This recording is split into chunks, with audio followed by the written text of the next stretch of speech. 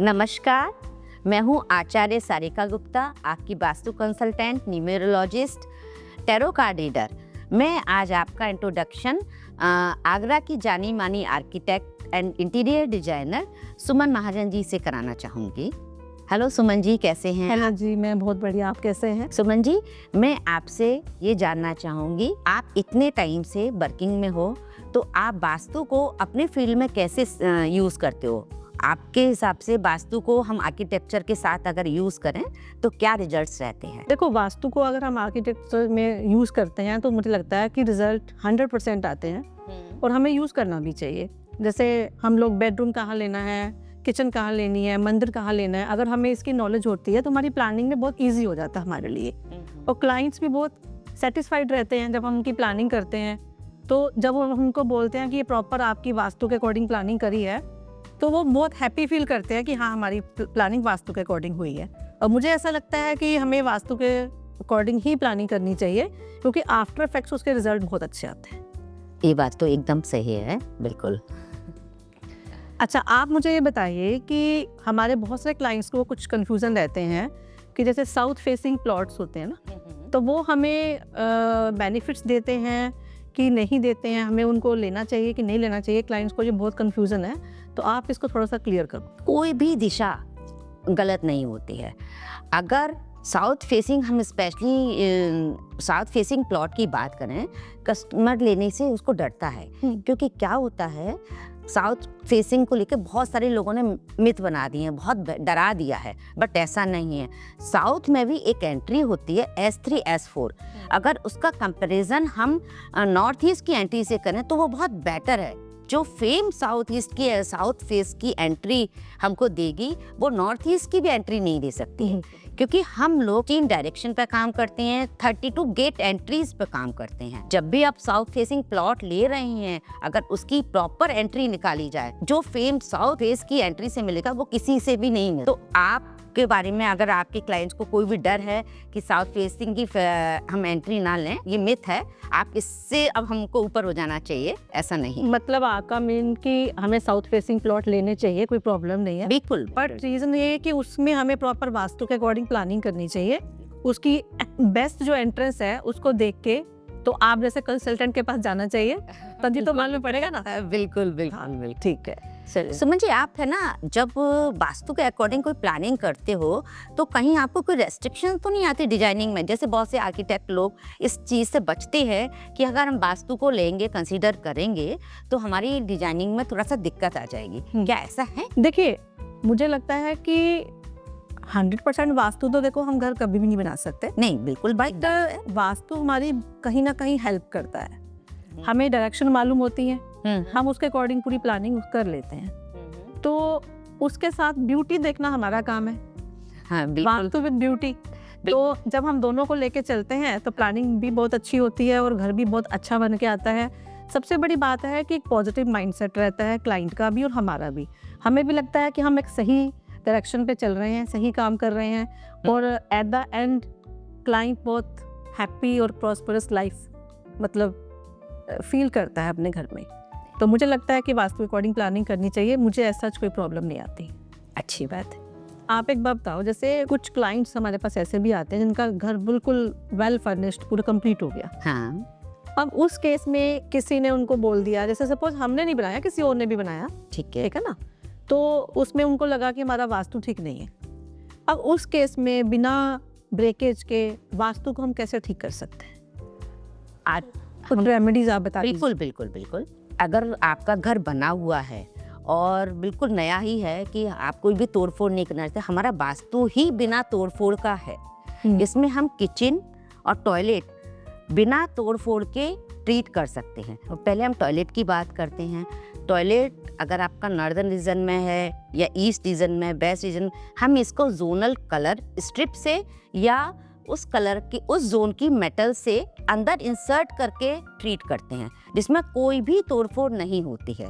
इसी तरह से अगर हम किचन की भी बात करें तो किचन के जो मेन वास्तु दोष होते हैं कि नॉर्दर्न रीजन में आपका बर्नर का होना या ब्लैक ग्रेनाइट का होना, जो कि हेल्थ इश्यूज क्रिएट करता है, लोगों को थोड़ा सा मेंटल प्रेशर देता है या कैश फ्लो में कंटिन्यूस फील कराता है, ठीक है। तो इसका भी कि हम उसके नीचे ग्रीन बड़ौदा स्टोन या येलो जैसलमेर स्टोन लगाकर हम उस किचन को आराम से ट्रीट कर सकते हैं। कोई भी इसमें दिक्कत नहीं आती, ना ही कोई तोड़फोड़ होती है। केवल एक हमारे वास्तु में मेन जो है कि नॉर्थ ईस्ट के टॉयलेट को हमको बस उसी को हटाना होता है, और इसके अलावा हम कुछ भी बिना तोड़फोड़ के ट्रीट कर सकते हैं। मतलब नॉर्थ ईस्ट की कोई रेमेडीज नहीं? हाँ, नॉर्थ ईस्ट के टॉयलेट की कोई रेमेडी नहीं, क्योंकि वो भगवान शिव का जोन है और सारी मोटिवेशन हमको नॉर्थ ईस्ट से ही आती है। हाँ। तो अगर वहाँ टॉयलेट होगा तो वो प्रॉस्परस नहीं होता है। ओके, ठीक है। सुमन जी, एक और आपसे मेरा सवाल था कि मैंने बहुत सारे आर्किटेक्ट्स लोगों के साथ, जैसे मैं भी काम करती हूँ, और मैंने देखा है कि वो लोग खुद ही वास्तु कर लेते हैं या खुद ही लैंडस्केपिंग कर लेते हैं। तो क्या मैंने आपको देखा है आप पूरी टीम हायर करते हो और सबको अलग अलग सबसे काम कराते हो, तो इस बारे में कुछ आप अपने बारे में मुझे बताइए। I am into this field around since 25 years. Yes. ठीक है, तो मैंने अपने एक्सपीरियंस से बहुत कुछ सीखा है। हाँ, जब हम एक्सपीरियंस लेते हैं, गलतियां करते हैं, तभी तो हम कुछ सीखते हैं। बिल्कुल बिल्कुल। तो उससे मैंने सीखा कि अगर हम टीम को लेके साथ में चलते हैं ना, हाँ हाँ, तो हमारी और सबसे अच्छी टीम होनी चाहिए, स्ट्रॉन्ग टीम अगर आपके पास है, like structure engineer, landscaping, vastu consultant, architect and interior designer, तो हम फुल टीम को जब लेके चलते हैं तो प्रोजेक्ट में एक जो सेटिस्फेक्शन लेवल मिलता है ना, क्लाइंट को भी और मेरे को भी, वो बहुत अच्छा मिलता है। हाँ, मतलब एक्चुअली क्या है, जो एक्सपीरियंस पर्सन है जिसका जो काम है उसी को करना चाहिए। तो करने को तो हम भी कर सकते हैं, बिल्कुल। बट क्या है कि क्लाइंट को भी लगता है कि देखो मेरा घर बन रहा है, तो मैडम ने एक्सपर्ट हायर किए हुए हैं। हाँ। हम commercial and residential like factories, हर तरह के प्रोजेक्ट करते हैं। तो जब इतनी बड़ी फैक्ट्रीज बना रहे हैं, शू फैक्ट्रीज बना रहे हैं या एम्पोरियम बना रहे हैं, होटल्स बना रहे हैं, तो ऑब्वियसली हमें स्ट्रक्चर इंजीनियर को हायर करना ही है। हम किसी के साथ जो भी वर्क करें उसके साथ मतलब 100% अपनी ऑनेस्टी के साथ वर्क करेंगे, तो काम भी अच्छा निकल के आता है और नेम फेम तो फिर मिलता ही। नहीं, बिल्कुल ठीक बात है। अच्छा, आप ये बताओ सारिका जी कि एस्ट्रो वास्तु क्या होता है? आजकल क्या है, पहले लोग एस्ट्रोलॉजी कराते थे और वास्तु अलग कराते थे। अब लोगों को ज़्यादा फायदा हो, ज़्यादा बेनिफिट हो, तो हमने एस्ट्रो वास्तु को मिक्स कर दिया है। इसका मतलब है कि आपके हॉरोस्कोप को और आपके वास्तु को अलाइन करना। आप ऐसे समझिए कि आप अपने फ्रेंड को क्लोज फ्रेंड बना सकते हो, पर आप अपने किसी भी दुश्मन को दोस्त नहीं बना सकते। एम आई राइट ना? यस। तो इसी तरह से हम क्या करते हैं, जो आपका हॉरोस्कोप है उसका फर्स्ट हाउस है जो कि हमारा मेन लग्नेश होता है, या फोर्थ हाउस जो हमारे घर का या प्रॉपर्टी का होता है, उसमें हम एंट्री देते हैं या आपका रूम देते हैं, जो कि आपको बहुत पॉजिटिव इफेक्ट देता है। क्या होता है जनरली कि हमारा जो मेन प्लैनेट है, हम उस प्लैनेट की जो डायरेक्शन है हम उसको यूज़ ही नहीं करते हैं। तो हम एस्ट्रो वास्तु में इन प्लैनेट की डायरेक्शन को इंटेंसली क्लाइंट को यूज़ करवाते हैं, तो जिससे क्या वो अपने सेफ जोन में रहेगा, तो उसको पॉजिटिव इफेक्ट्स ज़्यादा मिलेंगे। इफ वास्तु मीट्स आर्किटेक्चर, तो आप इसके लिए क्या आपके विचार है, इस पर कुछ बोलिए। देखिए, हमारा आज का मेन टॉपिक ही यही था। हाँ, कि वास्तु अगर आर्किटेक्ट में मिल जाता है, हाँ, तो हमारी मतलब प्लानिंग कैसे निकल के आती है, या हमारी जो भी घर कैसे बनते हैं। तो मैं पहले ऑलरेडी बता चुकी हूँ आपको कि जब हम वास्तु को लेके प्लानिंग करते हैं तो हमें बहुत हेल्प मिलती है, बहुत इजी हो जाता है हम लोगों के लिए। तो हमने भी कुछ थोड़ा बहुत तो हम भी सीख गए हैं वास्तु, बट क्या है कि एक्सपर्ट आप लोग हो, तो हम लोग माइनर प्लानिंग जो करते हैं वो हम लोग करते हैं। हाँ। फिर जब कुछ क्लाइंट्स ऐसे होते हैं कि मैम कुछ एक्सपर्ट, मतलब हमें बिल्कुल प्रॉपर 100% वास्तु के अकॉर्डिंग घर चाहिए, तो फिर हम लोग आप लोगों से कंसल्ट करते हैं, वास्तु कंसल्टेंट से। तो जब vastu like architect and vastu दोनों मिलते हैं, तो मुझे ऐसा लगता है कि बहुत ही प्रॉस्परस घर में जो प्रॉस्पेरिटी आनी चाहिए क्लाइंट के पास, और स्ट्रेंथ आती है, पावर आती है, अबंडेंस यू कैन से, बिल्कुल वो सब आती है। तो हमें वास्तु को यूज़ करना चाहिए और डेफिनेटली करना चाहिए, और मैं भी करती हूँ।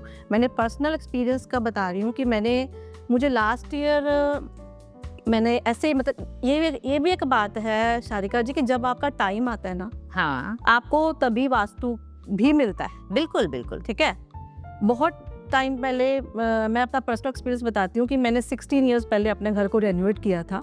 उस समय मुझे वास्तु की कोई नॉलेज नहीं थी, तो ठीक है बना दिया, बट कुछ थोड़ी बहुत कहीं ना कहीं मतलब एक माइंड में था कि कहीं ना कहीं वास्तु गलत है। बहुत बार कोशिश भी करी ठीक करने की, वास्तु कंसल्टेंट 1-2 बार मिले भी मुझे, उनको मैं घर भी लेके गई, बट नहीं हो पाया। कहते हैं ना कि लास्ट ईयर फेसबुक या इंस्टा पे कुछ देख रही थी, वहाँ पे मैंने एक वास्तु कंसल्टेंट का मतलब वीडियो लाइक किया और उसका कोई मतलब क्लास थी, वो मैंने अटेंड कर ली। वो एक क्लास अटेंड करने के बाद जब मैंने उस रेमेडीज़ को अपने घर में यूज़ किया तो मेरा वास्तु पे ट्रस्ट डबल हो गया, क्योंकि मुझे उसके बहुत बेनिफिट्स दिखे। तो तब से मैं वास्तु मतलब पर्सनली मैं ज़्यादा यूज़ करने लगी और अपने क्लाइंट्स को भी बोलने लगी हूँ कि हाँ वास्तु आप यूज़ करो। ऐसे ही है सुमन जी, क्योंकि हम कंसर्न बेस पर काम करते हैं। अगर आपका एग्जिस्टिंग घर है और आप अगर ना कोई भी कंसर्न लेके मेरे पास आ रहे हैं, तो हम क्योंकि 16 डायरेक्शन और 32 एंटिटीज पर काम करते हैं, तो हम उन्हीं पर्टिकुलर कंसर्न पर ही काम करेंगे। आपके वो कंसर्न 100% रिमूव होंगे। मतलब आपके ट्रस्ट अगर कैश क्रंच है तो हम साउथ ईस्ट पर फोकस करेंगे, नॉर्थ पर फोकस करेंगे। तो इसी तरह से है कि मतलब ऐसा नहीं है, लोगों को बहुत मिथ है कि हम किसी वास्तु वाले को बुलाएंगे तो बेकार तोड़ फोड़ करा देगा। लोग डरते हैं एक्चुअली। मुझे लगता है कि साइंस है।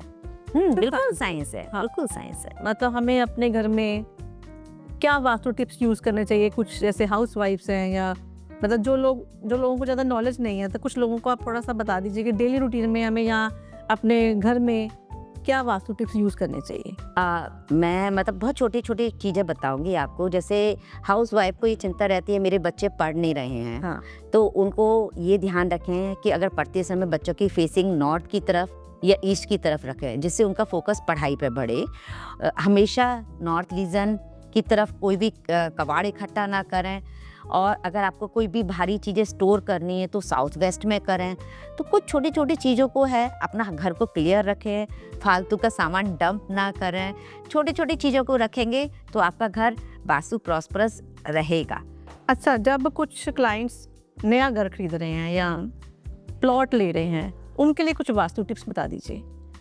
प्लॉट तो जैसे हम एनर्जी देखकर चेक करते हैं, तो वहाँ एनर्जी देखकर चेक करने से ही पता चल जाता है कि ये जो लैंड है वो रजस तमस सतप कि आपकी फैक्ट्री पर्पस की है या घर पर्पस, घर के लिए है या शोरूम के लिए है। बट अगर हम ये कहें कि अगर हम कोई भी फ्लैट देख रहे हैं, तो फ्लैट देखते समय या घर बनाते समय कुछ केवल 3 एक टिप हैं जिनको ध्यान रखना चाहिए, जो कि आपके लिए बहुत ज़रूरी हैं। इसके अलावा हम सभी चीज़ों की रेमेडी करते हैं। उसमें मेन चीज़ है कि नॉर्थ ईस्ट में टॉयलेट ना हो, साउथ वेस्ट में आपकी एंट्री ना हो, और सेंटर पॉइंट पर कोई भी पिलर ना हो। ब्रह्मस्थान इन तीनों चीज़ों को छोड़कर हम सभी चीज़ों का ट्रीटमेंट कर सकते हैं वास्तु में।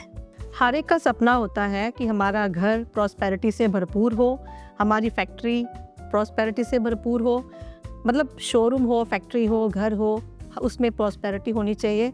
और मुझे ऐसा लगता है कि आर्किटेक्ट और वास्तु जब मिलके कंबाइन एक प्लानिंग करते हैं तो वो घर खुशियों से भरा ही रहेगा। और हमें वास्तु और आर्किटेक्ट को दोनों को ध्यान में रखते प्लानिंग करनी चाहिए और अपने क्लाइंट्स को बेस्ट से बेस्ट रिजल्ट देने चाहिए। धन्यवाद सुमन जी, बहुत अच्छा लगा आपसे बात कर कर। आगे भी इस तरह से जिसमें हम वास्तु और आर्किटेक्चर दोनों को मिलकर लोगों को उनके बारे में अधिक जानकारी दें और उसके बेनिफिट्स लोगों को पहुंचाएं। बिल्कुल देने चाहिए सारिका जी, क्योंकि आज की अगर हम डेली रूटीन में देखते हैं कि लोगों के पास पैसा भी है, सब कुछ है, बट हैप्पीनेस नहीं है। बिल्कुल। तो हैप्पीनेस किससे आती है? मतलब सब घर एक ऐसी चीज़ है कि जहाँ हम मोस्ट ऑफ द टाइम हम घर में जब रात को बिजनेस से या ऑफिस से घर आ रहे हैं तो एक सुकून की लाइफ, मतलब नींद आनी चाहिए। तो वो जब घर में एक पॉजिटिविटी का एनवायरनमेंट होता है तो आई थिंक वो लाइफ हम सबको दे सकते हैं। तो मुझे लगता है कि भगवान ने या हमारे गुरु जी ने हमें वो एक जिम्मेवारी दी है कि हम लोगों के घरों में, लोगों के जीवन में वो खुशियाँ दे पाएँ। शायद इसीलिए ये प्रोग्राम हम लोग कर रहे हैं। बिल्कुल बिल्कुल सुमन जी, हम आगे भी इस तरह की चर्चाएं करते रहेंगे। बिल्कुल बिल्कुल। आपका बहुत बहुत धन्यवाद। नमस्कार।